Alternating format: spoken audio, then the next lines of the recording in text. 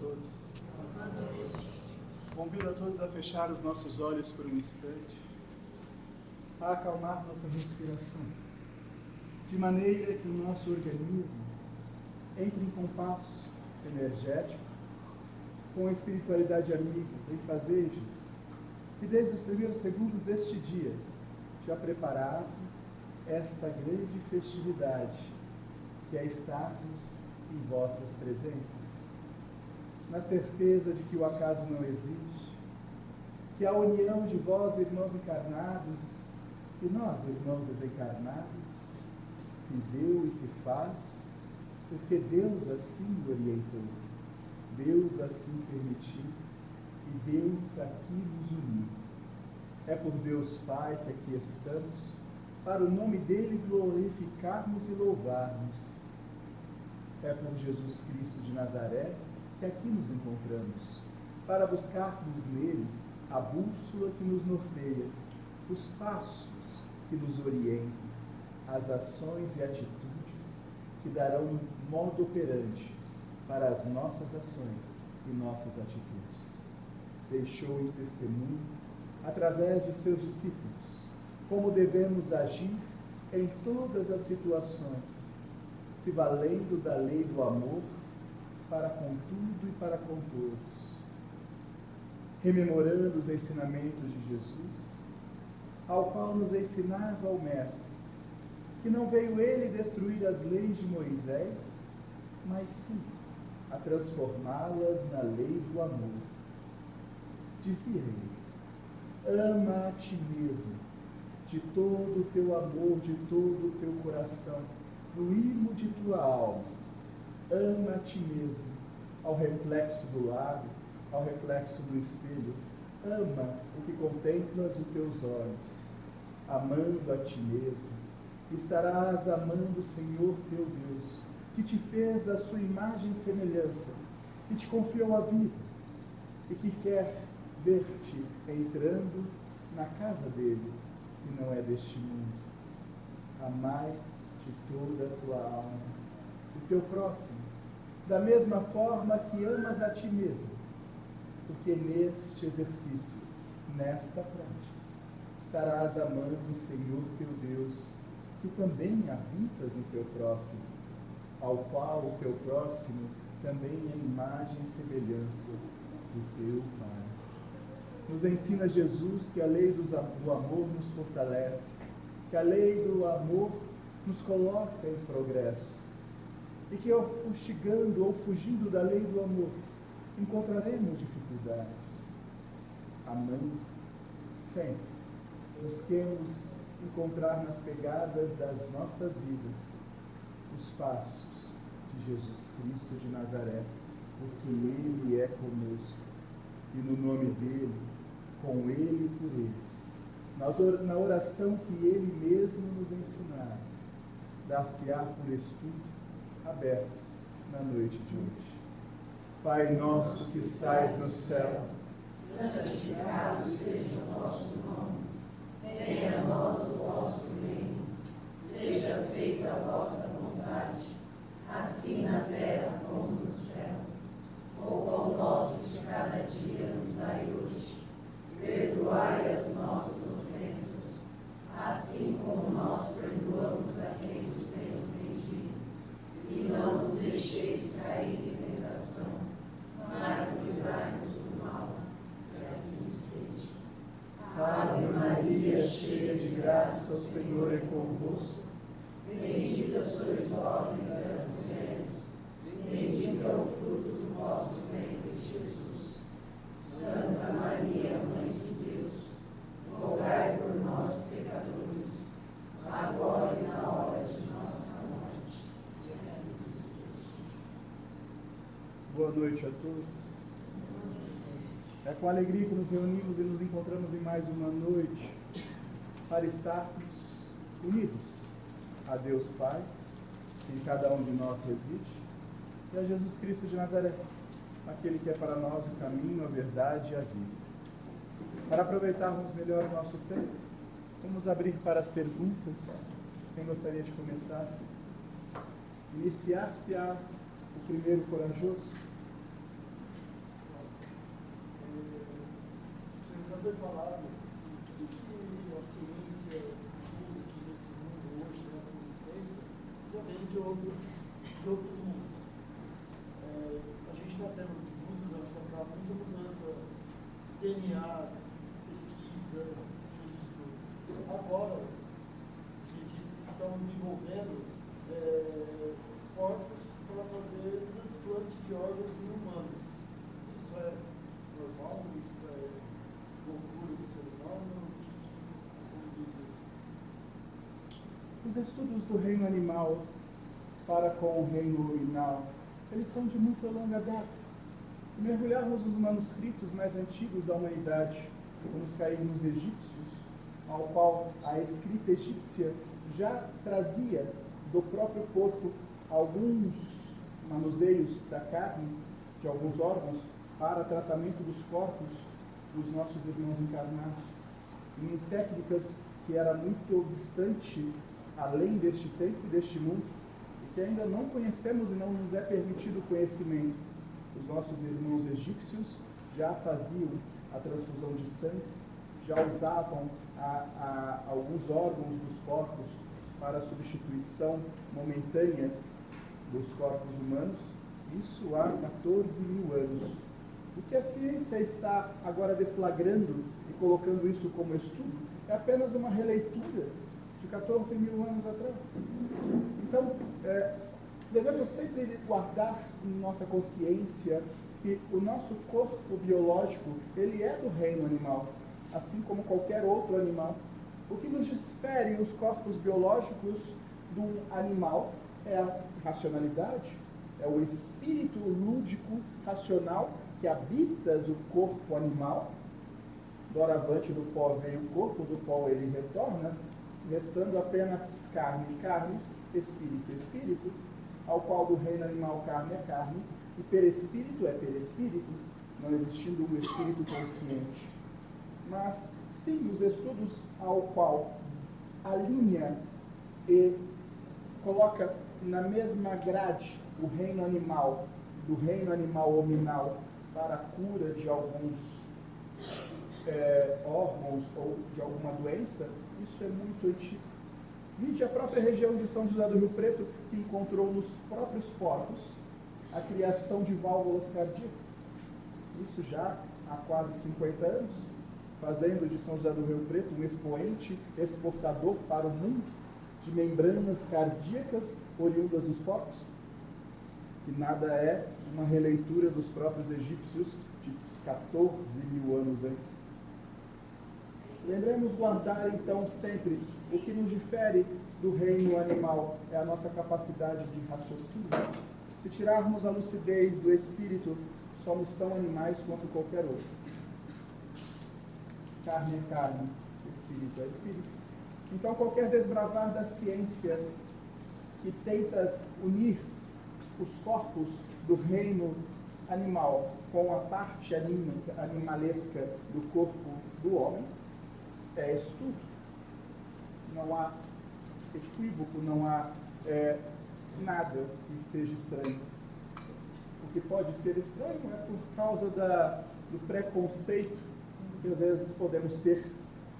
E o preconceito é desfeito imediatamente quando somos nós que precisamos do órgão do corpo. Qualquer preconceito que tivermos cai por terra, depende da necessidade e a conivência.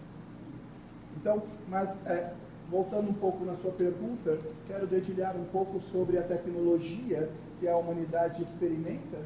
Ela é oriunda do plano espiritual. Quem lança as tecnologias não são os encarnados, é o reino espiritual. Tudo que vai visitar o reino dos encarnados é primeiramente testado, experimentado, desenvolvido no plano espiritual e colocado a missão nos encarnados. E não é colocado em apenas um encarnado. Normalmente nasce 30, 40, 100 encarnados com a mesma ideia, dispersos por todos os continentes, todas as pátrias, ao despertar de cada um para ter a ideia. Então é muito comum em continentes diferentes, em países distantes, a mesma ideia surgiu ao mesmo tempo. Assim, dentro de uma faculdade, o estudo de uma patologia, na outra, o mesmo estudo. e assim aflorando em todos os cantos do planeta. Porque a ideia, ela está inata no espírito daquele que nasceu para trazer ao mundo a tecnologia oriunda do plano espiritual. Então, o que degustas hoje, o próprio Chico contextualizou na obra de Nosso Lar. Se voltarmos em Nosso Lar, em 1943, já tínhamos uma explanação perfeita de como era um pendrive, de como era uma tela LCD, ao qual nem visualizava ainda a humanidade e as televisões coloridas. Quiçá uma tela, isso em obra escrita, publicada, isso é mais que prova suficiente para não termos questionamentos algum de que a tecnologia que hoje habitas vosso reino encarnado é oriunda do plano espiritual. Tudo é experimentado, testado e pedindo a permissão divina para que venha aos encarnados. O que acontece é que uma vez aqui, facilmente se deturpa o conteúdo original, vide a aviação, que assim que trazida a ótica de vós, irmãos encarnados, rapidamente uma mente brilhante engajou uma bomba em um avião. A deturpação da tecnologia é causa dos nossos irmãos encarnados. Livre-arbítrio. E assim segue. Mantendo nesse mesmo tema, no caso não dos corpos, mas no caso de transplantes ou até mesmo de transfusão de sangue. A transfusão de sangue, a pessoa ainda está viva e doando sangue. A pessoa que recebe, ela recebe também algum tipo de troca energética, de alguma coisa espiritual também da pessoa, do espírito da pessoa, não? Nem na transfusão de sangue, nem na doação de órgãos, nenhum traço espiritual. Carne é carne, espírito é espírito. Isso é bem dividido entre a percepção. Não é porque você recebeu sangue de alguém que você passará a ter espasmos, lembranças ou qualquer resquício do perispírito ou da alma daquele doador. Assim também como os órgãos. Não há a mística de quem doou os seus órgãos vai viver naquele que fora transplantado.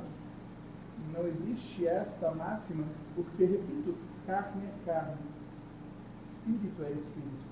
Então, assim sendo, a própria essência do homem, ela veio se lapidando e se aperfeiçoando pelo próprio processo empírico ao tomar muito zelo e cuidado na análise do sangue coletado.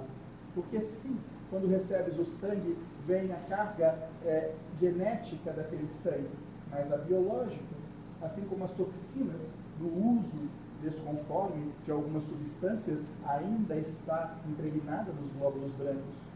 Por isso que a própria ciência, nos dias de hoje, ela é bem criteriosa e rigorosa na análise do sangue recebido, ao qual uma grande parcela do sangue recebido nas doações é descartada.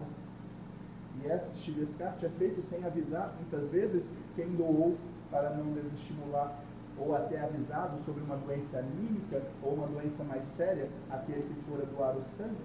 Então a própria ciência toma esses zelos e cuidados, assim o é pelo menos nesta pátria, em grande maioria, não em todas as pátrias deste planeta, não temos esse zelo, mas isso é o que acontece no Brasil.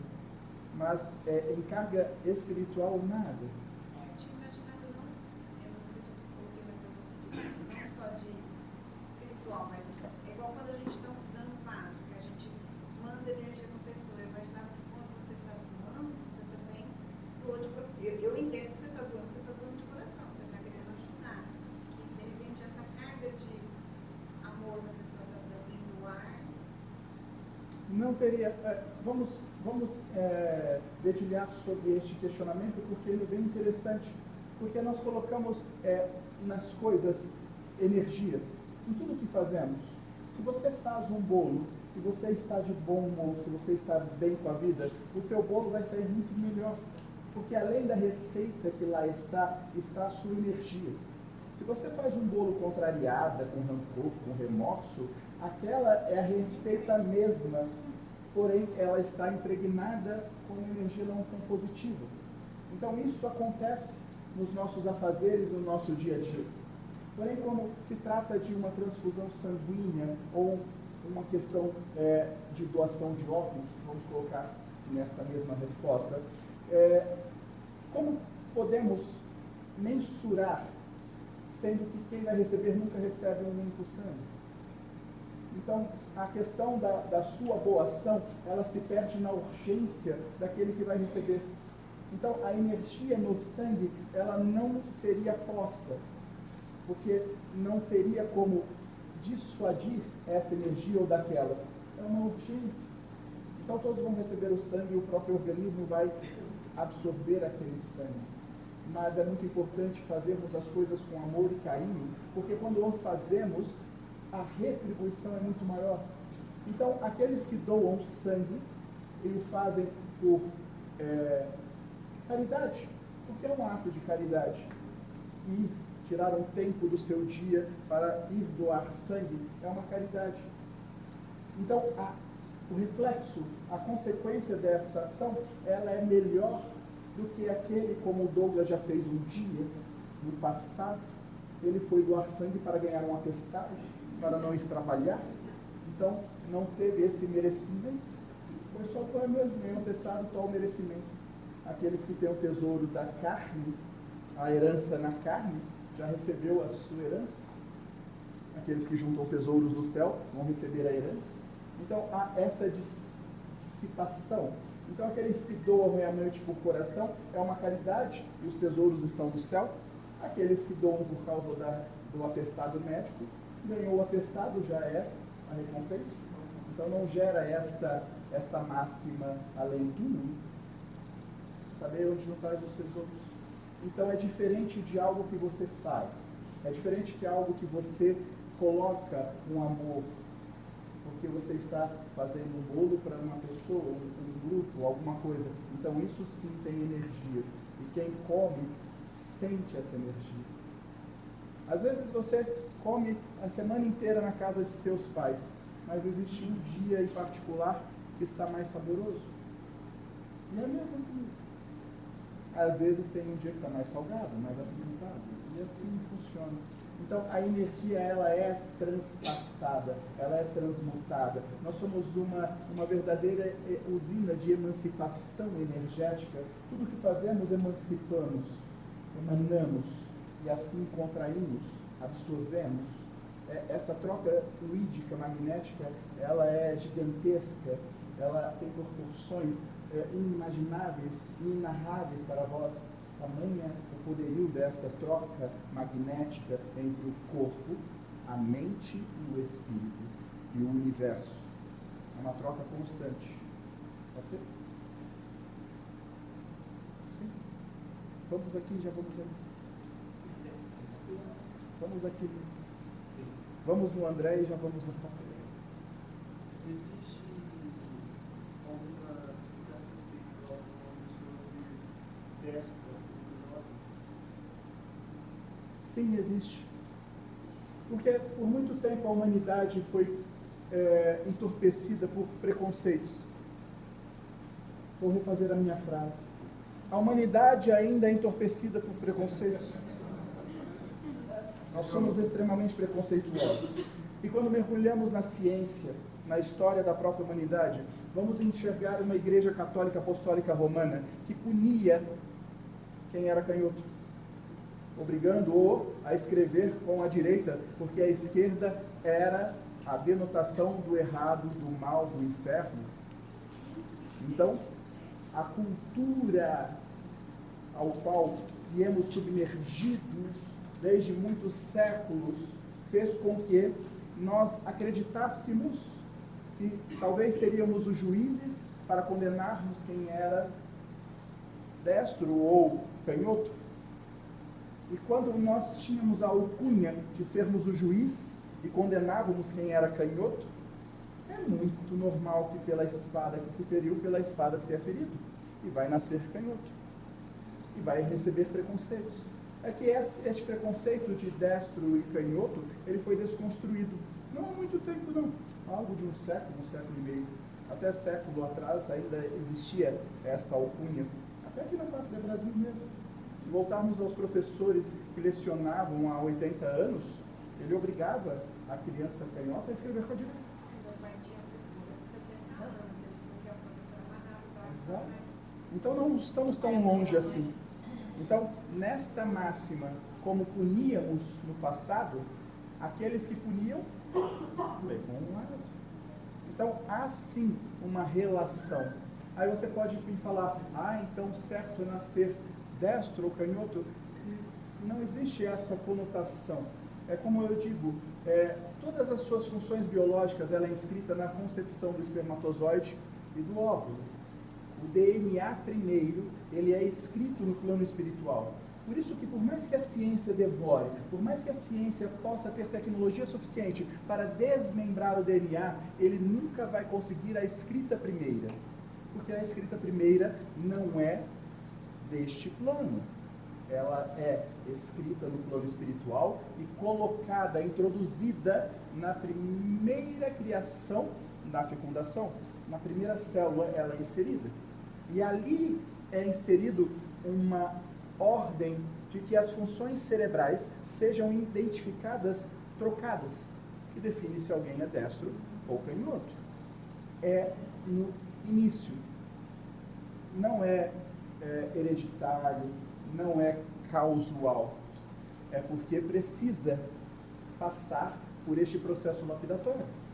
Ficamos muitos séculos e milênios acreditando que quem era canhoto era uma pessoa do mal, ao qual imputávamos o preconceito sobre quem era canhoto. Aí imputamos o preconceito, só que damos outros nomes. Então, até passar todo este processo lapidatório do preconceito, sim, alguns virão destros e canhotos por necessidade. Ok? Assim como aquele que era canhoto e fora punido, matou o destro, ele cometeu um erro porque ele foi preconceito. Ele foi ofendido porque era canhoto e matou quem era destro. Também é uma forma. Ele pode vir destro, destro, destro. Então, a espada que se fere, a espada ser ferida. Então, nada é por acaso. Nada, nenhuma formação, nem a falta dos seus cabelos é acaso. Por isso que o Douglas vai fazer bastante caridade para ter cabelo na próxima, porque nessa a Miriam pode falar que tem implante. Ela ia falar.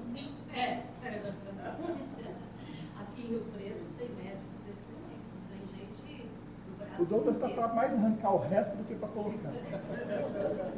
Então, mas nessa da espada será ferido, a colheita, o plantio é colheita, e quem escreve com as duas mãos com muita facilidade, veio por quê assim?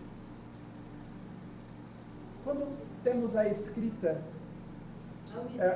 exato, quando temos a escrita do DNA e ali não é informado qual região do cérebro será a hegemônica, porque a questão de ser destro e canhoto é qual região do cérebro você responderá mais, e isso está ligado aos padrões kármicos que você vai passar. Então, isso é uma ciência que a medicina ainda não desbravou.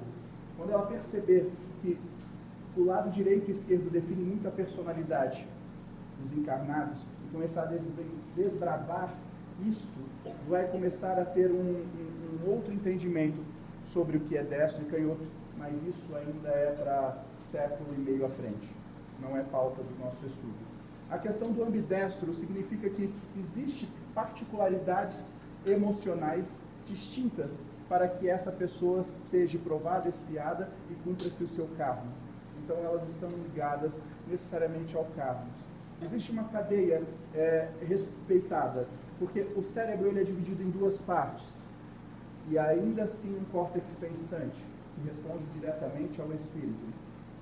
Cada região desta, ela é mais acionada, depende do lado que o encarnado assim comanda a sua jornada. Se ele é destro, se ele é canhoto. Uma região mais hiperexcitada, ele vai desenvolver outras funções. Exemplo, se o canhoto tem esta função, a região cerebral mais agitada vai dar para ele mais forças musculares nos seus membros. Isso é ciência. Uma pessoa canhota tem mais força física, porque há a região hiperexcitada do cérebro que vai gerar mais hormônios para os músculos. Então ela é mais forte fisicamente. E isso tem um motivo, isso é carne. É só para que vocês possam entender. A pessoa que consegue ter as duas regiões cerebrais superexcitadas, ela vai desenvolver muito intelecto. Ela vai ter mais capacidade de não um desenvolvimento físico, mas intelectual. Porque não há hiperexcitação para o tônico biológico, e sim o tônico pensante. É libertado a mente para que ela possa entrar em contato sem responder a um lado A ou B cerebral. Ok? Mas isso não é merecimento. Não é uma alma evoluída. É interessante falar isso, porque as pessoas falam, então se eu escrevo com as duas mãos, eu sou um espírito evoluído. Eu falo, não, é porque você está para trás. Então, se limitar um lado, você vai ficar mais para trás. Então, liberta e vai. É uma forma de acelerar o processo. Então, depende de onde colocamos a ótica. Estar encarnado não é uma ótica positiva. Estamos encarnados porque devemos, temos dívidas. E as dívidas precisam ser sanadas, porque ninguém sairá até ter pago o último ceitil. Esta é a lei. E estar encarnado com essas liberdades é mais responsabilidade. Aquele que é muito dado, muito lhe será cobrado. Mas a liberdade das duas regiões cerebrais faz com que a pessoa acelere o processo intelectual. Se ela tem essa máxima e não faz, não adianta nada. Na próxima, vem sem saber escrever com nenhum lado. E o destro, ele é mais ativo qual? Você falou que o físico... O destro ele é mais ágil. Ele tem mais agilidade. O canhoto desenvolve a região do cérebro mais física, mais muscular. Então, são regiões diferentes. Um da agilidade e o outro da tonalidade muscular. Isso que você falou do ambidestro... E vocês sabem por que tem mais destro do que canhoto? Se você der muita força para a humanidade, o que ela faz? Se mata, eu sou mais forte que você. Faz isso, hein? E realmente, esses ambidestros que eu conheço, tem mesmo a parte intelectual bem avantajada. Sim. Mas não é porque são anjos. Repito. Sim. Estar encarnado é uma característica. Foi escrito no DNA. Muito interessante isso que você explicou. E o ambidestro, você nunca vai encontrar um ambidestro muito musculoso e nem muito ágil. Vai encontrar ele mais pensante. Porque a região cerebral responsável pelo desenvolvimento do músculo e da agilidade são distintas. Então você não vai encontrar, ele é mais intelectualizado, ele é mais pacato, ele é mais menos móvel, digamos assim. Meu sobrinho ele escreve com as duas mãos com a esquerda. Tem gente que escreve até com o pé.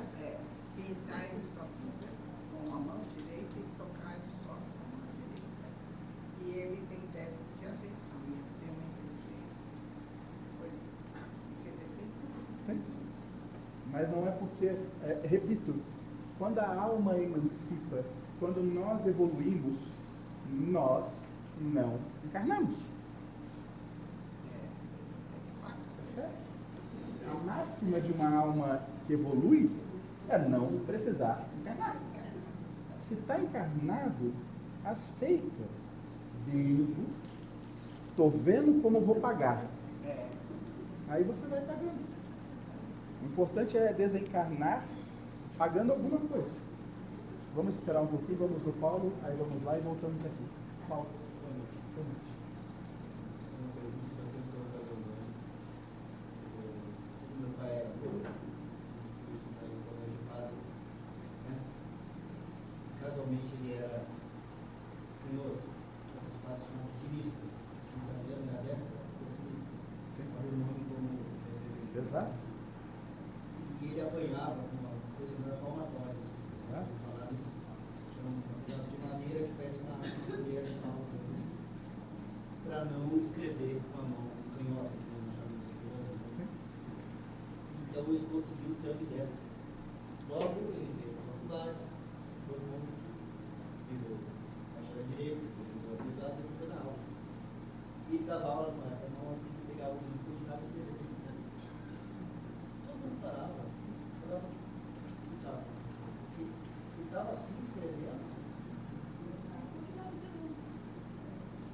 para a juventude era ser um diferencial, mas não um diferencial de coisa novidade, era uma pessoa com faculdades especiais.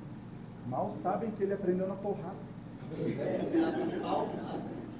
ele disse que ficou com roxos e roxos e roxos, porque ele começava a escrever com essa mão, vamos falar assim, né? O padre, né? Ia com aquela batida, com aquela colher desse tamanho escondido, né? Pá! Ficava tudo roxo, roxo e ficava sangue derramado. E chegava em casa e ainda mostrava para o pai e para a mãe, dizia, olha, não se escreve, não se usa essa mão é do diabo. Exato. Tanto é que tem um nome sinistro em italiano. Então, ele conseguia escrever com as duas mãos.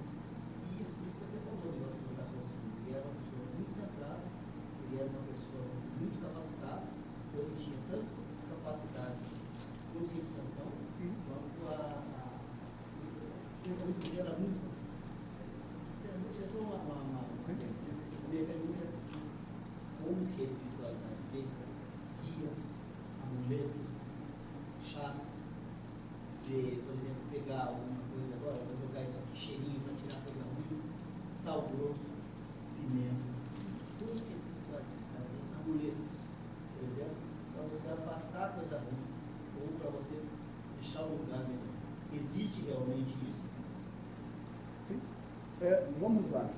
Primeiro nós precisamos buscar Jesus para entendermos. O que você me traz são as místicas, são amuletos. A própria Umbanda usa muito arquétipos para que possa executar os seus trabalhos, os seus atendimentos. O Candomblé usa matanças, usa a Quimbanda, usa matanças, o voduísmo usa amarrações. Existem em todas as denominadas seitas ou denominadas doutrinas ou religiões, algumas místicas, algumas arquéticas, todas elas. E quando nós mergulhamos em Jesus, quando Jesus ele aparece para os seus discípulos depois de ser crucificado, existe um discípulo que não estava no meio deles, que era Tomé. E que quando os outros discípulos contaram a Tomé, eles duvidaram, porque Tomé não acreditava, só acreditava no que os olhos dele e as mãos tocavam. Até que Jesus apareceu para Tomé. E antes que Tomé falasse qualquer coisa, Jesus levou as suas chagas para Tomé e disse, toca, me olhe, me veja. E diz, felizes são aqueles que creem sem ver. Mas ainda assim, se você precisa ver para crer, aqui estou. Essa é a narrativa de Jesus. Quando nós estamos num trabalho como este, qual é a certeza que vocês têm que não se trata do Douglas que aqui está, e sim no Espírito? Aqueles que conhecem o Douglas há mais tempo, têm a certeza. Aqueles que convivem com o Douglas o dia inteiro como o Jader, é absoluta certeza. Então, a crença que vocês têm é pela obra, pelas respostas, pela intriga, por virem aqui e participarem e reparticiparem e virem de novo, porque a grande maioria não conhece o Douglas como ele é. Se conhecesse, talvez nem viriam mais. Então, não precisamos de arquétipa. Nós construímos um elo de confiança através de uma obra. Isso é muito difícil de acontecer, principalmente para os dias anteriores aos dias atuais. Então, sempre houve atrelamento nas doutrinas, nas seitas e nas religiões para que o consulente acreditasse. E então, quando você me pergunta se a mística ela é poderosa e ela existe, se o sal grosso e o dente de alho afasta mal olhado, eu vou falar para você, a tua fé colocada no sal grosso e no dente de alho afasta mal olhado. Se o consulente vir nesta casa e ele tiver com fé de que a dor que ele adentrou, ele vai ser curado, ao sair ele não terá mais dor. Mas não se trata de nós espíritos ou de nenhum trabalhador da casa, se trata da fé. Então, quando eu busco Jesus, é para mostrar a vocês que não há nada de errado em você ter a sua guia, em você ter os seus abadulaques, de você ter a sua pedra, de você ter o teu santo no altar, de você andar com um papelzinho com a oração. Não há mal algum. Porque quando vocês entenderem por um todo, verão que nunca se tratou do que você acreditava, e sim na fé que você tinha. E quando um médium ou um trabalhador da casa respeita a fé do consulente, o trabalho ele é majestoso. Porque há muitos trabalhadores médiuns que não respeitam a fé alheia. Às vezes não respeita nem a sua própria, quem dirá do outro. Então, quando um médium, um atendente, um trabalhador da casa recebe um consulente, e o consulente acredita em Papai Noel, vamos acreditar juntos. Porque não é o nosso crivo desmistificarmos a crença de ninguém. E nem desconstruirmos a fé de ninguém. É usar a fé do outro em benefício dele mesmo. Porque o que mais prejudica o encarnado é a baixa estima. E a baixa estima é você pegar a fé que você tem, de que vai dar certo, e colocar embaixo do colchão. Isso é a baixa estima. E quando você tira a fé do colchão e coloca ela em primeiro lugar, você tem autoestima. É a função da religião. A função da religião é tirar a fé sua que está adormecida e colocar em primeiro lugar. E a fé é a certeza de que mesmo que você esteja perdido em um terremoto, em um dilúvio e em alto mar, você sabe que aquilo vai passar e você vai encontrar um porto seguro. Você só sabe porque você tem fé. Então, a fé é o objeto sagrado. E quando nós entendermos as palavras de Jesus, felizes aqueles que creem sem ver, porque a fé você não vê, a fé você não toca, a fé você não sente, você não tem paladar, não tem olfatos. A fé é uma certeza que está escrita no DNA de Deus dentro de tua alma. E para você acioná-la, não é o teu corpo, é a tua alma.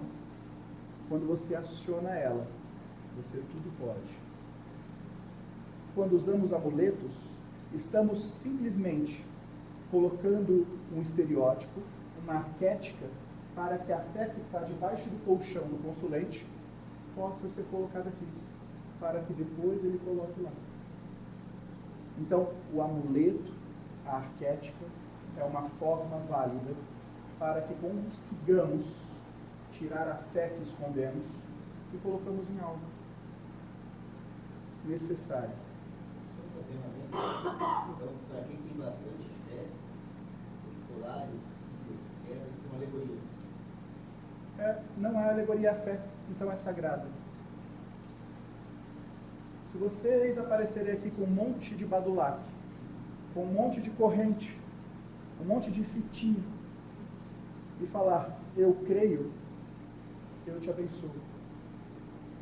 Se vocês me trouxerem um rosário, se vocês me trouxerem uma roupa, se vocês me trouxerem qualquer objeto e pedir para que eu possa benzer os objetos, eu farei com o maior gosto, porque vocês estão mostrando a fé de vocês para nós. E quando vocês mostram a fé, a gente só pega a nossa e coloca. A gente não faz mais nada. A gente pega a sua fé, que é linda, que é sagrada, e colocamos a nossa fé. Isso é um benzimento. Isso é um magnetismo. Porque não adianta eu colocar a minha fé aonde não há. Aí não é uma arquética, é uma muleta, não um amuleto. É a diferença. Tem pessoas que querem muleta. Então as pessoas vêm atrás de muleta, por que eu ponho a minha fé na muleta? Se a pessoa vem com um amuleto e tem fé, eu só coloco a minha fé em cima. A fé de outro espírito, de outro espírito, de outro espírito, e aquilo fica impregnado de fé. E a fé é sagrada. Então, você pode andar com uma abóbora na cabeça. Se a tua fé for que aquela abóbora vai te proteger de um raio, e essa fé for verdadeira, eu vou ser o primeiro a benzer a abóbora. Porque é a tua fé. E aonde está a tua fé, está a minha. Agora, se eu chegar com uma muleta, eu não posso colocar a minha fé numa muleta. Entende? É assim que funciona. Então, não nos importa o que vocês, aonde vocês colocam a fé de vocês. O que nos importa é que quando olhamos para vocês, vocês estão escondendo a fé de vocês. Isso nos preocupa. Se vocês têm fé, então está tudo certo. E normalmente, quem chega na casa espírita desconstruído, em sofrimento, é porque no caminho ele pegou a fé dele pelas dores da vida e esqueceu dela, ficou para trás. A casa espírita junta os cacos e junto agrupa a fé e vai te trazendo ela à tona. E a sua vida melhora quando a sua fé volta para o lugar que ela deveria estar, que é em primeiro lugar. A fé de que ao fechar os olhos do corpo essa noite, abrirás amanhã às 6h40 da manhã e o sol vai estar brilhando. Quer fé maior que essa? Se não der certo é porque morreu. Você vai do lado de fora. Okay? Mas esta é a fé do encarnado. Okay? Então, tudo é válido, desde que seja amuleto e não muleta. Então, mas isso pro encarnado. Mas e qual o efeito disso pro desencarnado que está te ajudando? E no caso outro, da vela. Tem algumas religiões que usam muito vela para tudo. Qual a necessidade dessa vela?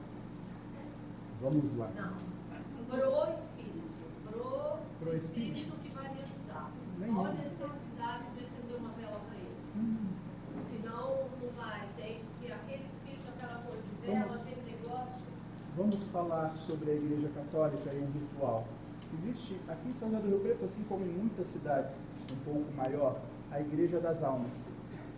E a Igreja das Almas é onde os fiéis vão acender a vela para as almas que já se foram.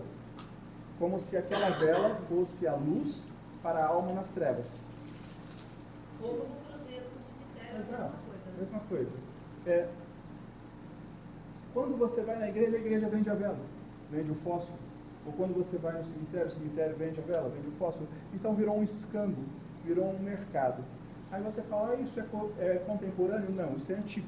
No entanto que Jesus chutou as barracas dos templos, que faziam escambos dentro do templo de Deus.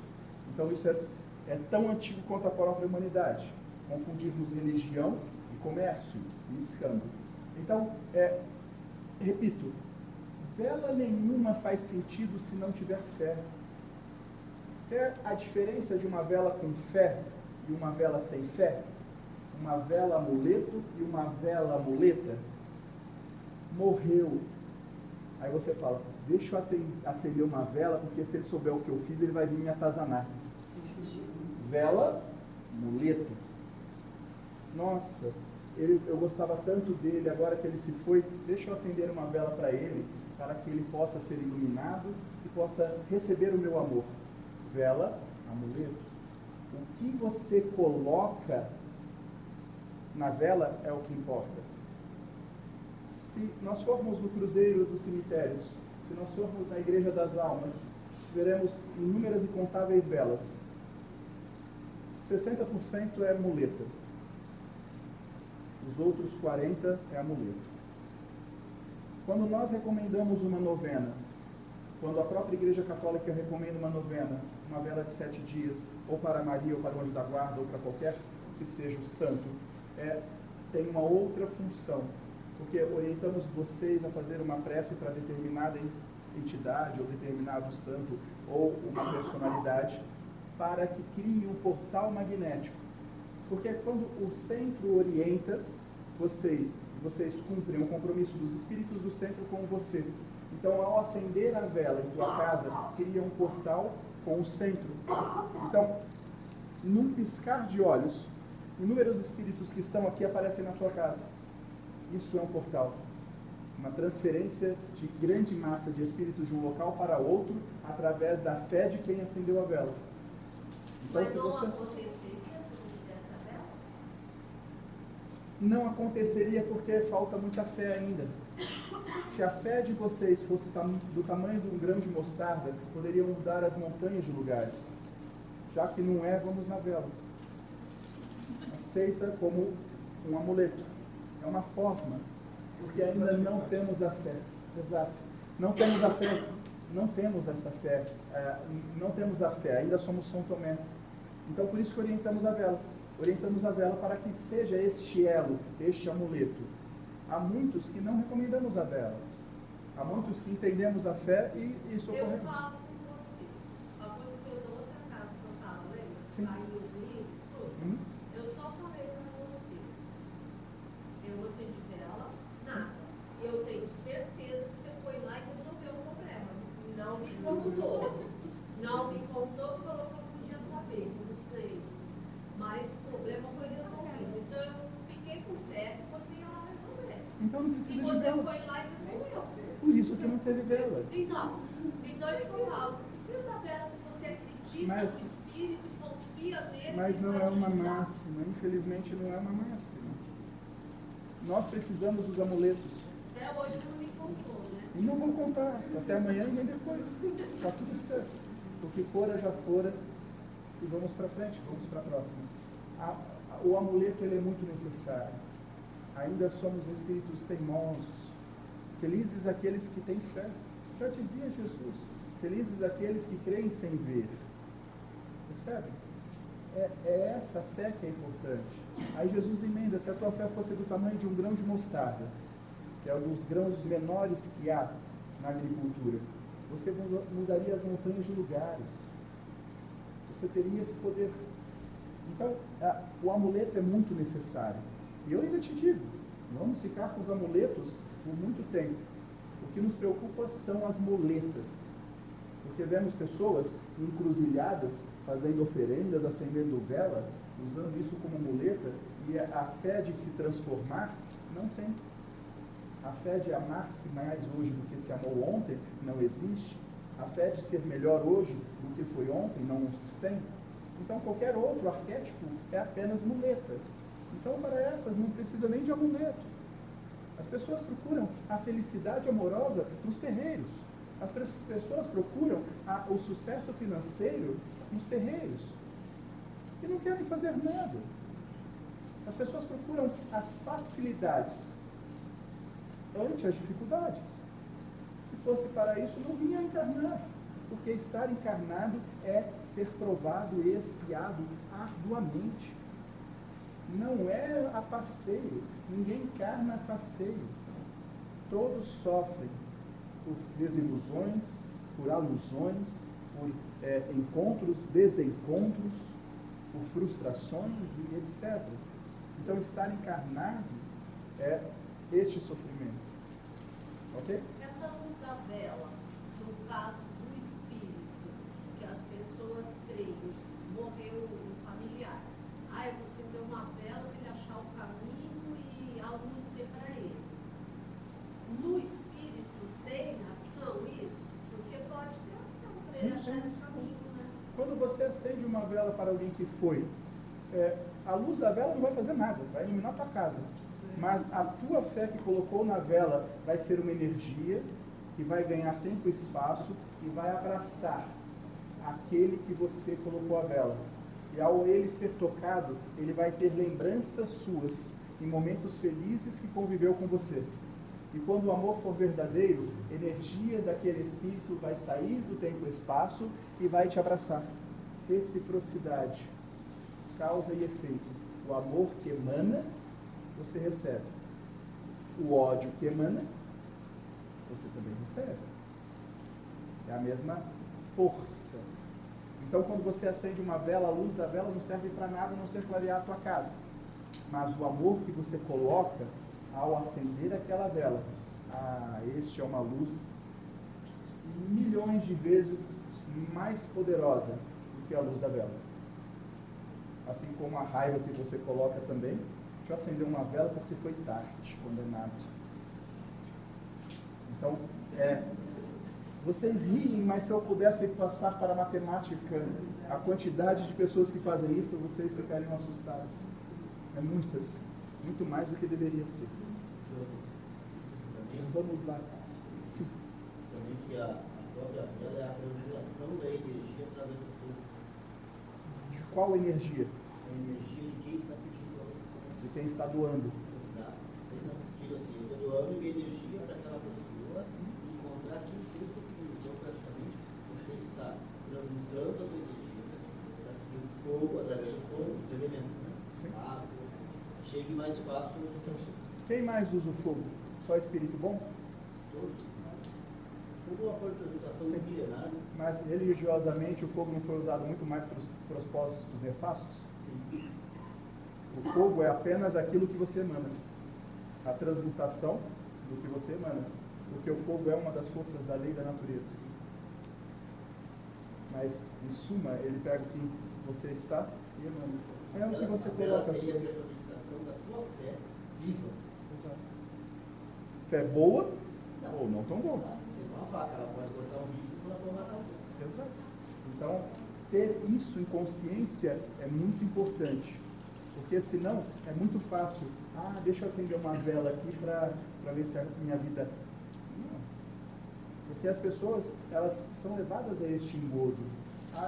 Minha vida não anda porque eu preciso afastar uma mal olhada, que eu preciso... Não. Às vezes a vida não anda é porque Deus está tentando te mostrar aonde você está ciclicamente errando. E ao qual te leva aquele processo de estagnação. Então é uma análise mais sua com você mesmo do que sua com o expoente, com o exterior. Então é a tal da muleta. Sabe, tem pessoas... É tão perigoso que tem pessoas que não saem de casa na segunda se não forem na igreja no sábado, no domingo. Tamanha é a fé na igreja e não nele mesmo. Então, isso é um agente limitador. Tem pessoas que não saem de casa se não acenderem uma vela. Tem pessoas que não saem de casa se não fazerem oferenda aos seus guias. Então, isso é um agente limitador. Quando você coloca a rotina da sua vida em uma sintonia distoante daquilo que te cabe. O que te cabe como encarnado? Ser melhor, moralmente.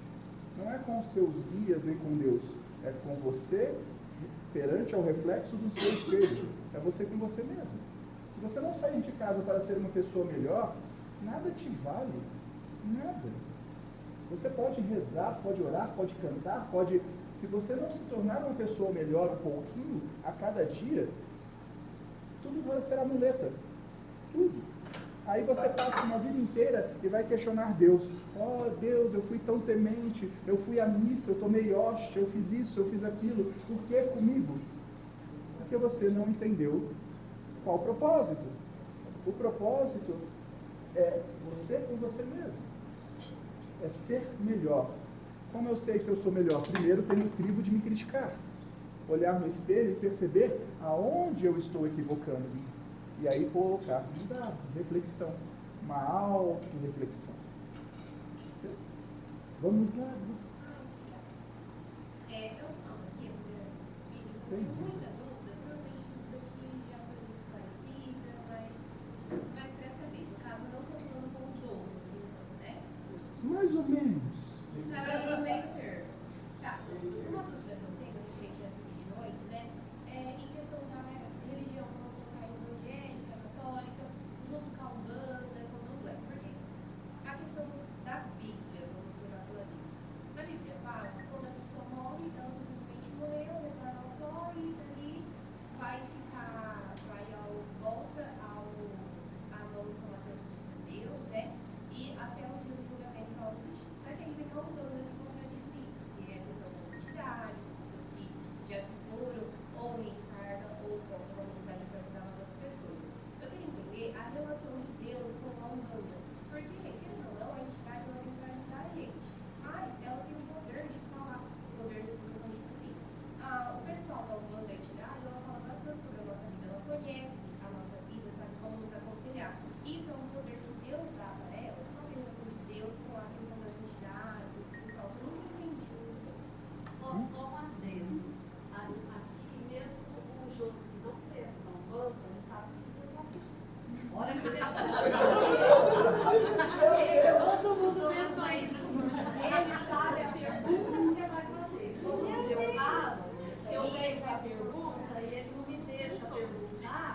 porque ele já sabe que eu vou perguntar, ele me deixa Então, até o final. isso, tipo assim, é Deus que te dá esse poder, ou isso é uma evolução do espírito nosso? Como funciona essa Eu vou questão? primeiro te fazer uma pergunta.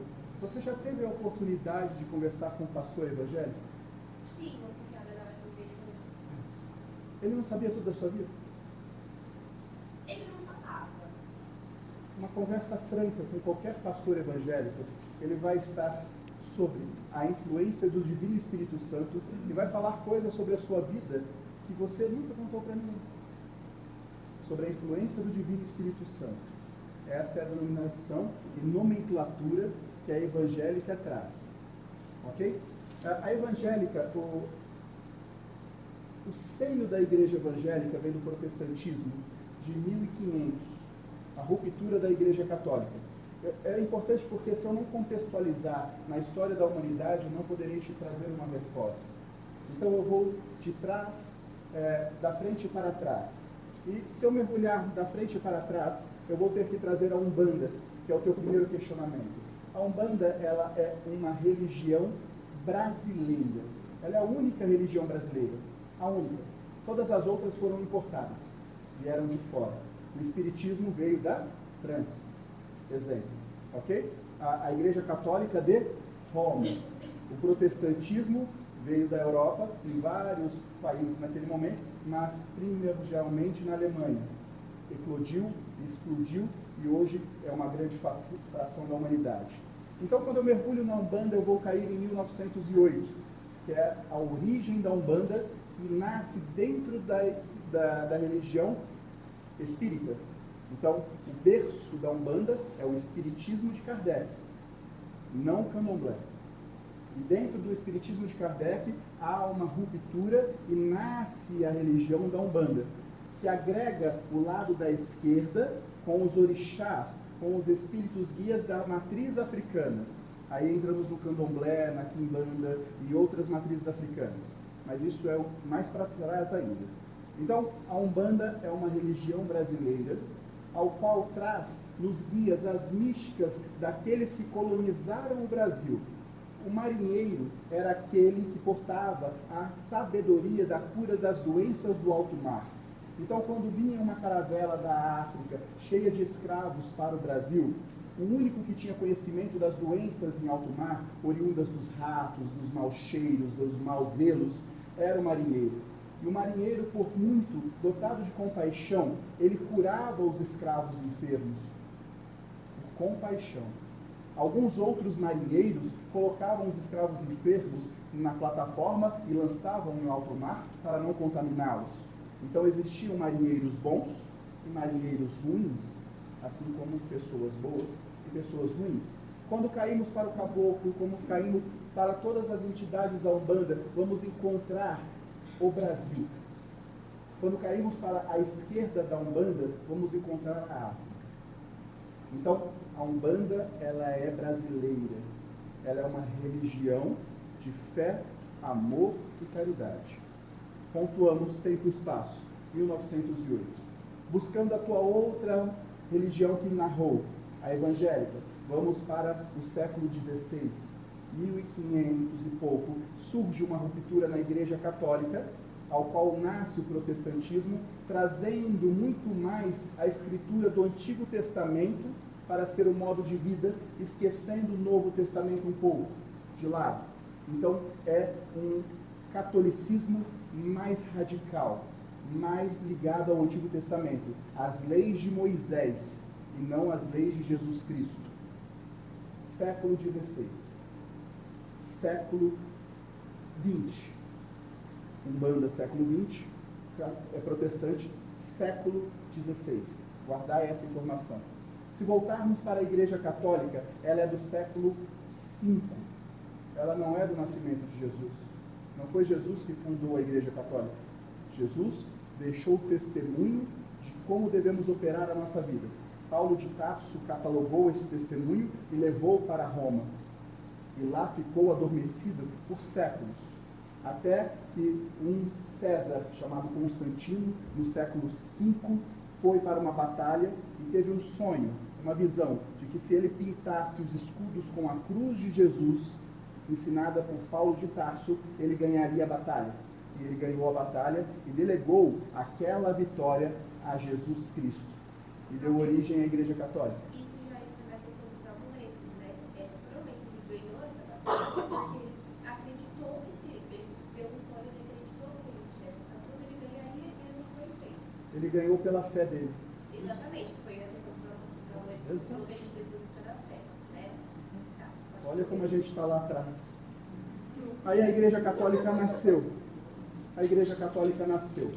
Para a Igreja Católica nascer, precisava de uma constituição de textos literários. Então, a Igreja Católica, sob o mando do César, mandou catalogar o que tinha de textos. Encontraram os Antigos Testamentos do hebreu, encontraram o Alcorão, que basicamente são os mesmos textos de Moisés, com uma outra conotação, uma outra tradução, e agruparam com Jesus, com os discípulos, e criaram a Bíblia Apostólica Católica Romana, no século V. Então, a Bíblia, como conhecemos, ela é do século V. O Alcorão, que é a base fundamental da Bíblia, é do século 8, 9, antes de Cristo. Antes de Cristo. Então, o Alcorão é o livro sagrado mais antigo que deu origem à Bíblia Sagrada. O texto novo, que é o Evangelho de Jesus e o Apocalipse, são textos mais novos. Então, o que compreendemos como Bíblia é um livro escrito pelo Império Romano no século V.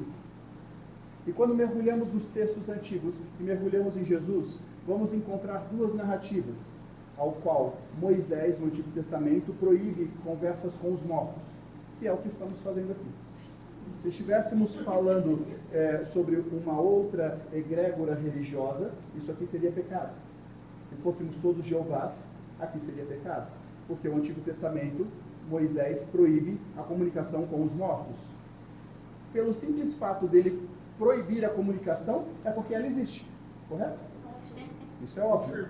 Então você pega a Bíblia Católica, aí você mergulha em Moisés e ele proíbe a comunicação com os mortos. Se ele proibiu é porque ela existe. Ponto. Aí vem a Igreja Católica e pega os ensinamentos de Jesus e codifica, transformando ele na Bíblia. E aí nós temos um processo, porque Jesus fala, é preciso nascer muitas vezes para entrar no reino dos céus. É preciso nascer quantas vezes forem necessárias para entrar no reino dos céus. Existia um César que foi casado com uma mulher promíscua, da vida fácil.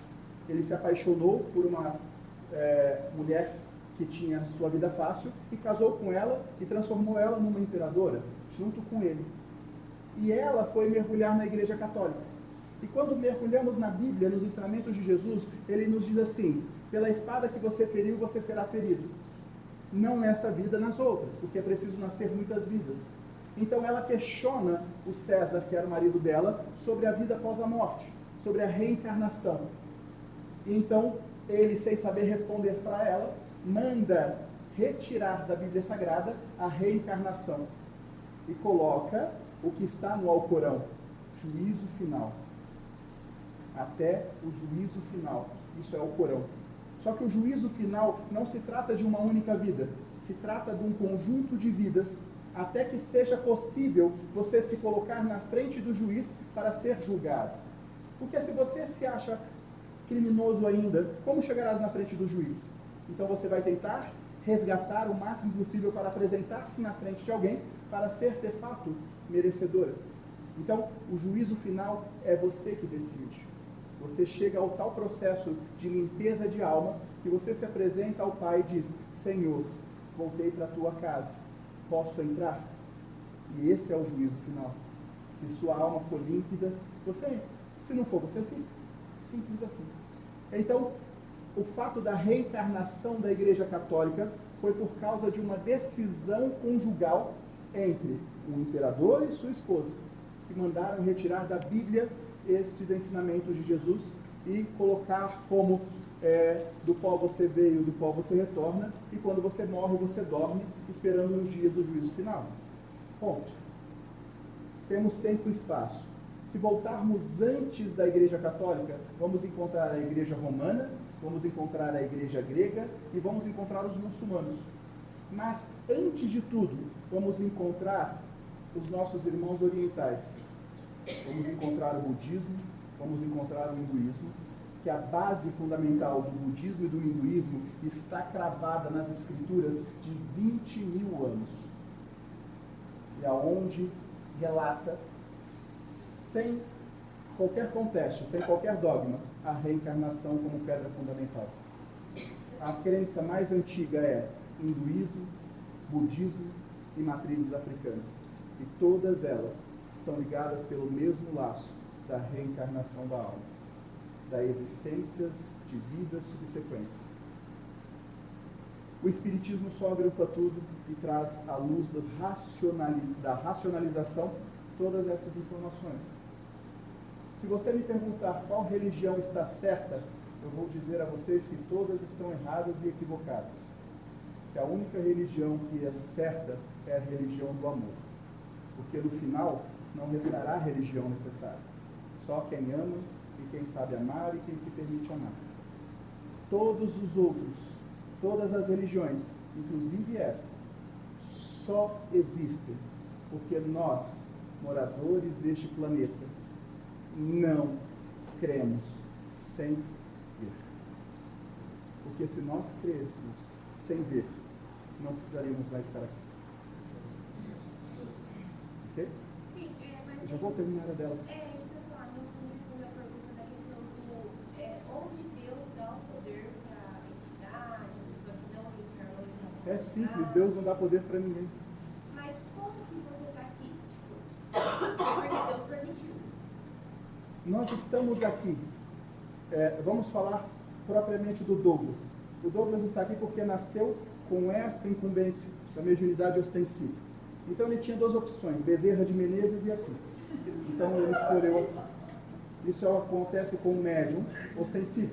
Ele encontra-se numa parte da vida dele, com adolescência para a idade adulta, sem saber o que está acontecendo com ele, ao qual beira a loucura e a demência. Porque tudo o que acontece é numa velocidade de informação.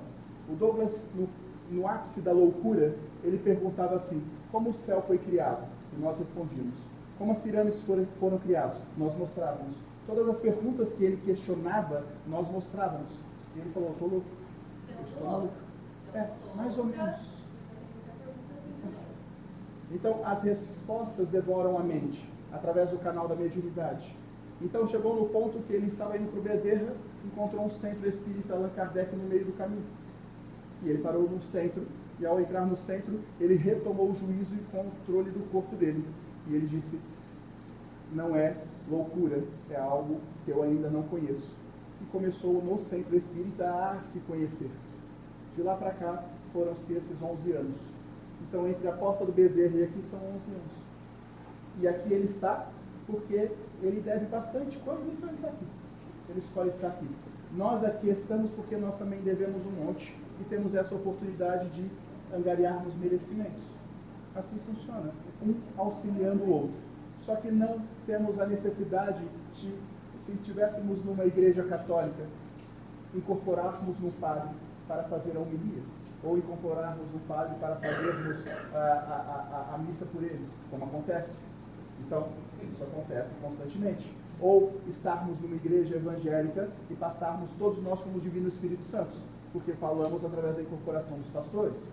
Aqui podemos ser quem nós somos, o nome, de onde viemos, a nossa história, quem somos, ao qual em outras religiões precisamos ser alguma coisa, porque isso é um amuleto. Percebe? Exemplo, se eu quiser sair daqui agora, ir para um terreiro de Umbanda, eu não posso ir como um padre. Eu tenho que ir como um preto velho, como um Exu, como qualquer coisa. Então eu me transformo para poder servir. Eu me adequo, eu uso os amuletos para que eu possa fazer uma obra, para que eu possa fazer algo para ajudar as pessoas. Eu só preciso ajudar as pessoas porque eu atrapalhei. Entendeu isso? Eu não estou aqui porque eu tenho asas brilhantes e saio voando quando eu quero. Eu estou aqui porque nós temos débitos. E como nós temos débitos, Não existe bom na terra. Essa terra não é de espíritos bons. O único espírito bom que está aqui é Jesus. Os demais estamos reféns deste planeta pelos nossos próprios atos. É karma, não é dom. Então, nós estamos aqui para tentarmos acelerarmos as nossas faltas, fazendo bem. Como que você resgata a sua falta? Ajudando. Fazendo bem, socorrendo, instruindo, dando orientações. Isso serve para nós espíritos, para nós encarnados. A vida de vocês só começa a prosperar quando vocês desejam o bem dos outros. Guardem nessa frase. Minha vida não anda. Você está desejando o bem do seu próximo? Sou uma pessoa boa. Começa a analisar que tem alguma coisa errada, fora de contexto. Porque a tua vida só prospera quando você deseja a prosperidade dos outros. Se você não deseja a prosperidade dos outros, a tua vida não vai prosperar. É lei do universo. O universo só fala sim para você. Então, se você quer o bem, ele fala assim. Se você quer o mal, ele fala sim também. E assim vai. Então, Deus não dá dom para ninguém.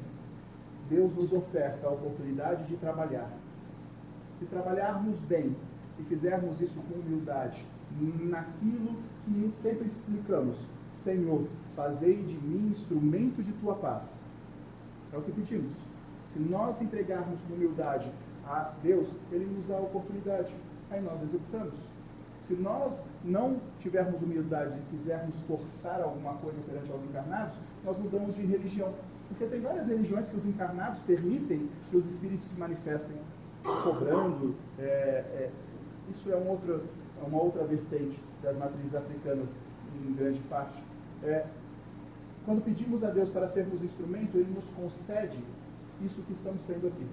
Para o Douglas, para nós e para todos que aqui estão. Então, não é dom. Deus não estendeu a mão na cabeça do Douglas e falou: filho meu, você será o iluminado que iluminará todo mundo. Se ele escutar isso na mente dele, ele fala assim: sai, se afasta de mim, Satanás. Ele afasta direto, porque espírito bom não enaltece o encarnado, espírito bom não enaltece, ele não coloca em altar ninguém, não é essa a finalidade. Nós somos iguais, absolutamente iguais. O que nos difere é que do lado de cá temos uma visão mais ampla e quando estamos encarnados temos uma visão mais escassa, mais estreita, por causa do véu do esquecimento, apenas isso. Não é permissão de Deus, é oportunidade de trabalho. Todos os encarnados que querem ajudar as pessoas podem e não precisam de mediunidade para isso. Não precisam ser pastores, não precisam ser médiuns, não precisam ser padres, não precisam ser nada. Nada. Todos que querem ajudar, o façam de coração. Não é dom. E Deus não elege ninguém a fazer nada. Deus dá oportunidade a cada um. É que normalmente quando estamos encarnados a gente fala: deixa para amanhã. Vou fazer o bem. Faça amanhã. Procrastina o bem que poderia estar fazendo hoje. Não é dom. Deus não elege ninguém. Somos iguais. A oportunidade de ajudar as pessoas está aí. Faz quem quer. Precisa quem acredita que precisa. E serve. Conseguiu entender? Sim, consegui. Estou muito mais dúvida. Eu sei. Isso é uma Eu sei que tem muitas dúvidas. Como é a primeira vez que você fez. Em tese, a gente vai desencarnar e vai saber que a gente sabia tudo. Entendeu isso? Então, no caso, o inferno, Isso é interessante. que diz da Bíblia, não tem, né? Não. Aonde está o inferno? Aqui diz que é terra, né? O inferno. Então, que nem dizem que quem passar pelo juízo final e não fumar uma boa vai para o inferno. Então, o inferno quer dizer que ele retorna para cá. Essa seria A analogia que venderam na igreja, qualquer uma delas. Eu digo, o céu e o inferno está na sua mente. Tem dia que você acorda, está o inferno. Tem dia que você acorda, você está no céu. O céu e o inferno é um estado da mente, não é um estado alegórico. Estar no céu e no inferno é estar encarnado. Você vai viver isso constantemente, em fases aleatórias da sua vida. Você vai estar no céu, daqui a pouco, no céu você está no inferno. Aí daqui a pouco você está no céu. Aí quando você morre, você vai para onde? Depende da tua mente. Se você morreu e estava no inferno, você vai para onde? A alegoria pintou aquilo e desce. morreu, está bem, está no céu, você vai para um lugar bom. O estado da mente, da lucidez, define aonde tua alma está. Percebe isso? Então a Bíblia não é sagrada. A Bíblia é sagrada. Por que a Bíblia é sagrada? Disse isso na pergunta. A Bíblia, ela é um amuleto. Se a tua fé está nesse amuleto, ela é sagrada. Percebe? Se você me apresentar uma abóbora e falar que a tua fé está na abóbora, a abóbora é sagrada. Entendi. E repito, a Bíblia é extremamente sagrada, porque ela é sagrada para muitos. Isso tem muita fé depositada nela. O Alcorão é sagrado? É sagrado. Mesmo lá falando que você pode matar em nome de Alá. É sagrado porque tem muita fé. Então a fé é sagrada. No final das contas, o que é sagrado é a fé. Aonde depositas tua fé é sagrado. Felizes são aqueles que depositam fé em si mesmos. Se vocês soubessem, de vez a tua fé ficar lá, aqui, aqui, aqui, você fala, a fé está em mim. Eu posso, eu quero, eu vou, eu conquisto. É só uma tempestade. Está em frangalhos, mas a tua fé é que é só uma tempestade. Isso é sagrado. Quando vocês pararem de colocar fé aqui, aqui, aqui, aqui, colocar aqui, a vida passa, os problemas passam, céu e inferno deixa de existir, porque você vai saber que é passageiro. E a certeza é porque você viveu tanto entre céu e inferno e você está aqui. Nenhum te consumiu. Nem o céu, nem o inferno te consumiu. Você está aqui. Então, a fé é sagrada. Onde vocês aplicam a fé é muito sagrado. Percebe? Aqueles que procuram os Espíritos com fé em qualquer coisa, aquilo é sagrado. Percebe? Por essa narrativa, errôneo é falar mal de qualquer religião, porque todas elas é sagrada para alguém. Você falar mal de uma religião, você está colocando a fé de todos que estão naquela religião sem importância. E o que é sagrado é a fé, indiferente de onde ela esteja. Guardar isso sempre. Vamos aqui para encerrarmos os... Teria umas 50, passou umas 50 perguntas. Eu acho que eu vou manter a primeira. Vou manter a primeira. Não sei se a resposta é muito longa.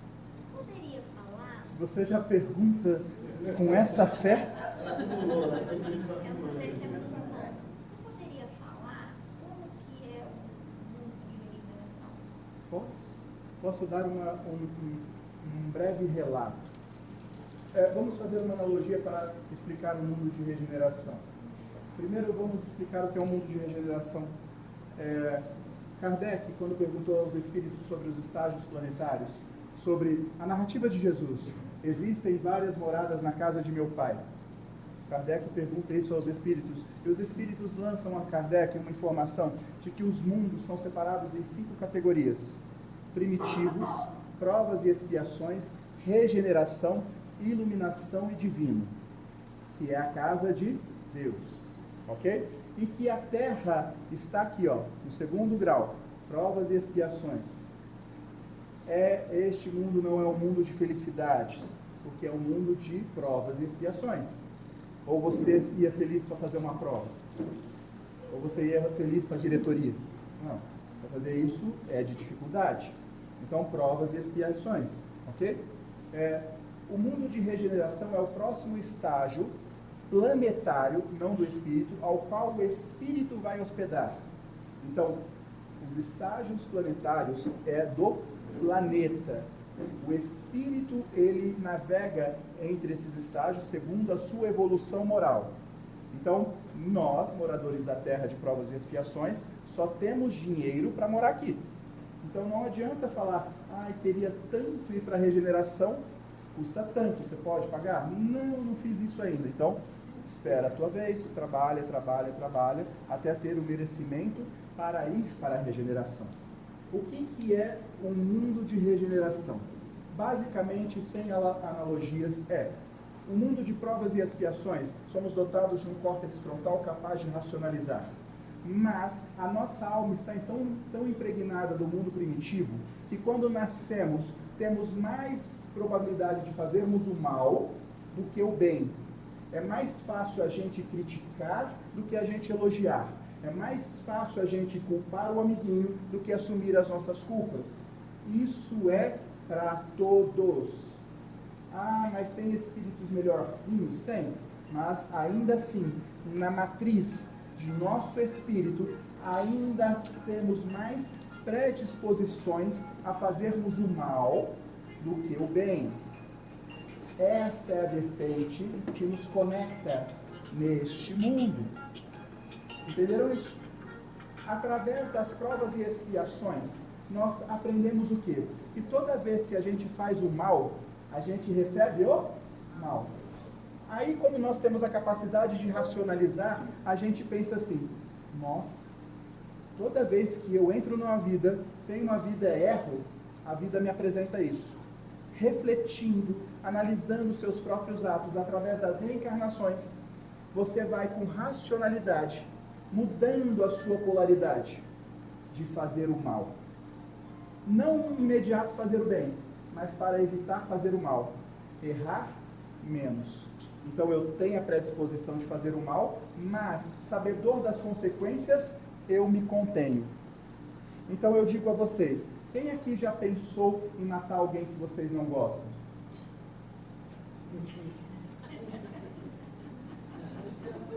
Se isso for o quadro mental, você está disposto a matar alguém. Porque se você não estivesse disposto, nem na sua mente esse pensamento apareceria. Correto? Quem não está disposto, não alimenta estes pensamentos. Vai lá. Os dois tocaram. Se você racionaliza isso, se eu matar, eu vou para a cadeia. Se eu matar, eu vou isso. E você mantém isso no pensamento, isso é errar menos. Correto? Quando você vai errando menos, esses pensamentos passam a não existir mais. Então, este mundo, nós espíritos que aqui estamos, quando confrontados, vamos reagir mais com o mal do que com o bem. Os nossos pensamentos são mais negativos e vingativos do que bondosos e caridosos. Isto é a realidade do mundo de provas e expiações. Somos provados e expiados para lapidarmos esta inclinação, a dominarmos as nossas ímpias, os nossos desejos. Ponto. O que se trata o mundo de regeneração? Quando nós estamos doentes, enfermos, com várias feridas no corpo, muitas vezes é preciso arrancar a pele morta.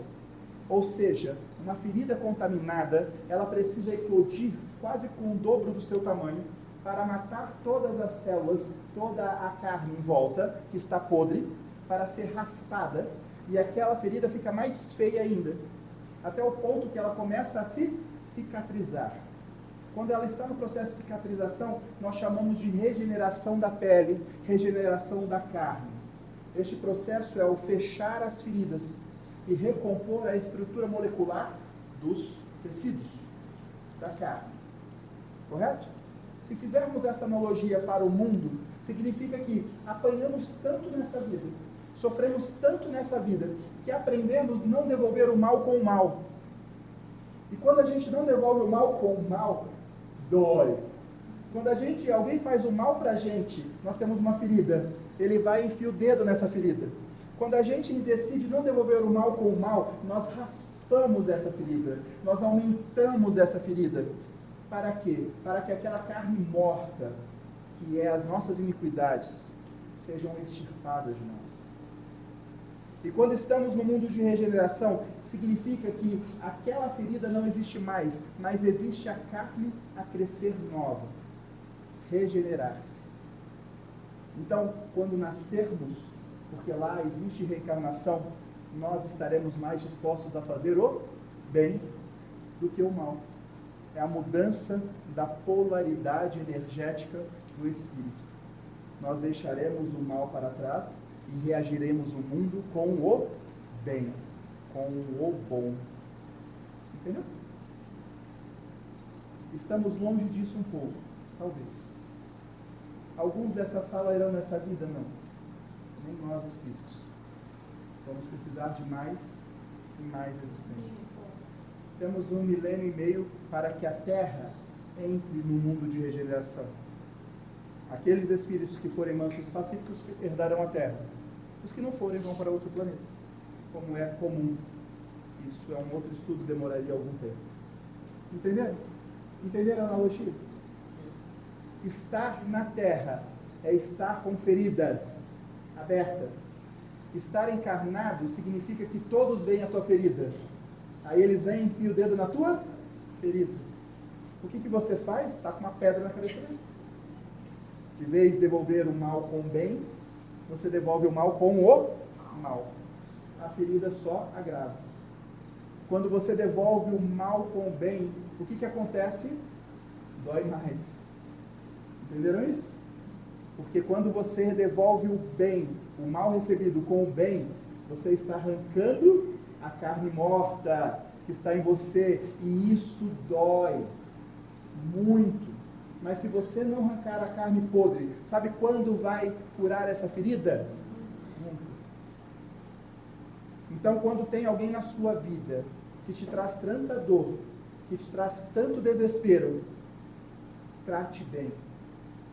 Porque é você arrancando a carne morta que mora em você. E só vai fechar as feridas se você oxigenar as suas feridas, ao ponto de que ela se regenera, então ninguém vai ficar pondo o dedo nela. Você tem um conselho para conseguir fazer isso? Tem. Ama, ama, ama. Não conseguir dar água na boca, água na boca, água na boca. Mantenha os assassinatos na mente, a vingança na mente. Mantenha tudo no quadro mental e fala: Senhor, afasta esse cálice, Senhor, afasta esse cálice. Não há outra forma. Não há. Água na boca para não revidar. Oração para afastar os pensamentos. E reencarnação para ter sempre a oportunidade nova. Não pode ser farinha, não. Tem que tomar cuidado, porque se você engolir, você pode desencarnar e você vai ser um suicida. Então deixa, fica com a água. A água no máximo vai entrar no canal errado e você vai tossir muito. A farinha não. Ok? Vamos encerrar por hoje. Já vou me despedir de vocês, não vamos ter o abraço porque vamos para alguns atendimentos que vai delongar um pouco mais. Já me despeço de vocês nessa tarde, dessa noite. E semana que vem, se assim o Douglas consentir, não é se Deus quiser, porque depende do consentimento dele, aqui estaremos novamente. Ok? Vamos fechar os nossos olhos por um instante, na certeza de que não há acaso, que foi Deus que nos uniu aqui na noite de hoje, porque Ele tem um propósito para cada um de nós. Deus está aqui neste momento, Sua presença é real em meu viver. Entregue sua vida, os seus problemas. Fale com Deus, Ele vai ajudar você. Oh, Deus te trouxe aqui para aliviar o seu sofrimento. Oh, é Ele o autor da fé, do princípio ao fim, em todos os seus tormentos. Oh, e ainda se vier noites traiçoeiras, se a cruz pesada for, Cristo estarás contigo. O mundo pode até fazer você chorar, mas Deus te quer sorrindo. E ainda se vier noites traiçoeiras, se a cruz pesada for, Cristo estarás contigo. O mundo pode até fazer você chorar, mas Deus te quer sorrindo. Mesmo que o mundo tenha feito rolar lágrimas em sua face, mesmo que o mundo apareça apenas como noites traiçoeiras, saiba que pela manhã Deus lhe oferta o sol para esquentar a sua face, secar as suas lágrimas e te ofertar a luz de um novo dia. Contemplai o que os teus olhos tocai, da Mãe Natureza à criação divina. Encontrarás em ti todas as respostas e em um novo dia a oportunidade de fazer diferente. Desejo a cada um de vós, meus irmãos, de jornada, buscais serdes melhores hoje do que foram ontem, e na nova oportunidade do dia que virá, ser melhor amanhã do que você foi hoje. Com amor, com amor e com amor. Porque se existe um veículo condutor de ascensão de tua alma, este o é, chamado amar e ser amado. Por Cristo, com Cristo e em Cristo. Na oração que Cristo nos ensinou, se encerra os estudos da noite de hoje. Pai nosso que estais no céu, santificado seja o vosso nome. Venha a nós o vosso reino. Seja feita a vossa vontade, assim na terra como no céu. O pão nosso de cada dia nos dai hoje. Perdoai as nossas ofensas, assim como nós perdoamos a quem nos tem ofendido. E não nos deixeis cair em tentação, mas livrai-nos do mal. Que assim seja. Ave Maria, cheia de graça, o Senhor é convosco. Bendita sois vós entre as mulheres, bendito é o fruto do vosso ventre, Jesus. Santa Maria, Mãe de Deus, rogai por nós, pecadores, agora e na hora de nossa morte.